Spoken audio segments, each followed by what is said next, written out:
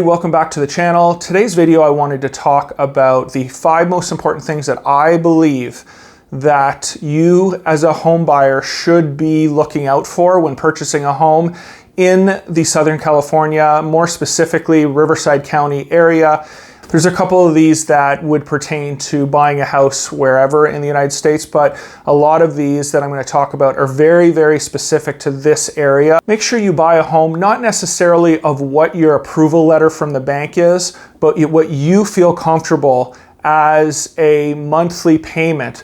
Now, especially in Southern California, there's lots to do and it's expensive. So if you like beach trips, if you like going to restaurants, if you like weekend getaways, and you are given a $5,000, let's just say, payment from the bank, that's your approval, but you really are feeling that that's going to make you house poor, I strongly suggest that you do not go that high. You look for a home that's a little less expensive, because you never know, not only things that are going to go up in price, energy, gas, all of those things in the future are going to be higher than they are today, but also, you know, you're in the sun, you're in Southern California, there's lots to do, and not being able to get out on weekends or during the week and do these things is really, honestly, I don't think it serves or will serve you as a home buyer very well. So basically, when you get your approval letter, don't just go off what they're telling you that you can purchase in way of purchase price. Make sure that you know what your payment is going to be, and a lot is going to depend. Again, this is a Southern California thing, and to my next point, the taxes that you're going to have to pay on a particular home. So next up, I wanted to talk about taxes and special assessments. There are people that are going to be willing to have that 2% tax rate.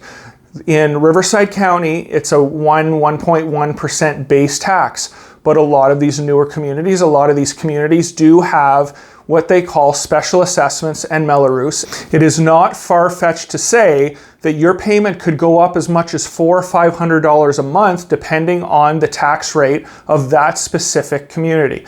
If you are looking for a lower tax rate, my suggestion to you would be, number one, make sure that before you go see a home, you understand what the total special assessment and Mello-Roos tax is on that specific property.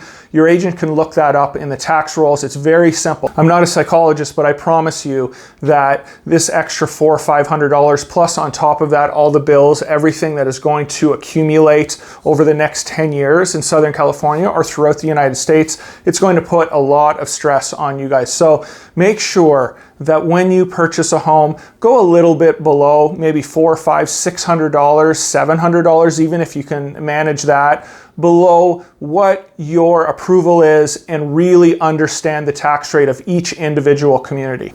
Next up, and this sort of goes along with the tax rate, but make sure you understand the HOA and what amenities that HOA gives you.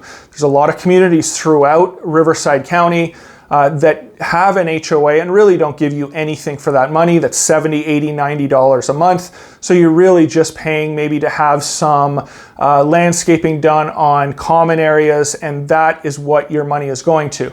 Another thing, HOAs are going to run anywhere from $30 all the way up. I've seen $1,000 HOAs. When the community does have a lot of amenities, one of the things that I notice, we have a pool and a hot tub, walking past, all of that type of thing.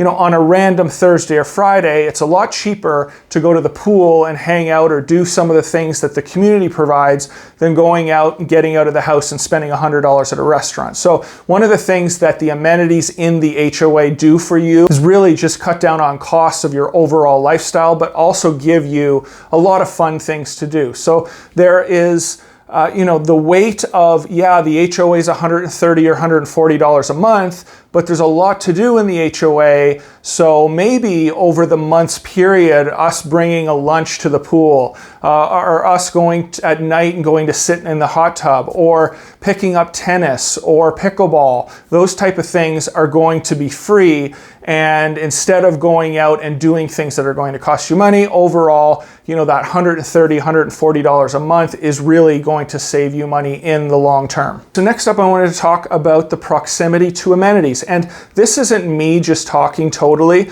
This is feedback that I've got from years of working with different buyers and what is important to them.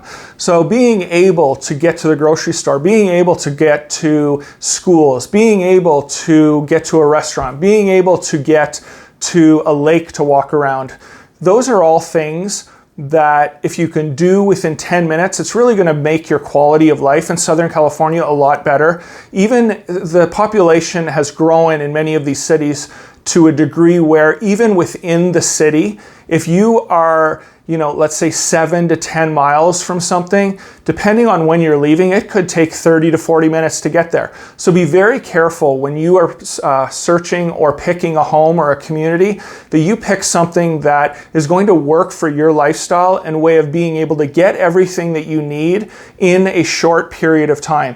We're not even going into the employment and where you work and how that's going to affect your life. And I'm not really going to get into that. I talk a lot about it in the channel. And you can search other videos, but just being close to things, your daily, things that you are going to need is really going to improve your quality of life. The next thing I wanted to talk about, and I'm not going to spend too much time on it because I mention it all the time, make sure you understand the zip code that you're moving to and the schools that your kids are going to go within that zip code or within that community. Sometimes you'll pick a zip code and you're thinking that the school system is X, but really that part of the zip code is school Y, and you really don't want to go to those schools because they don't have overall good ratings, test scores and that type of thing. So I strongly suggest that if you have kids, do not buy a home without understanding exactly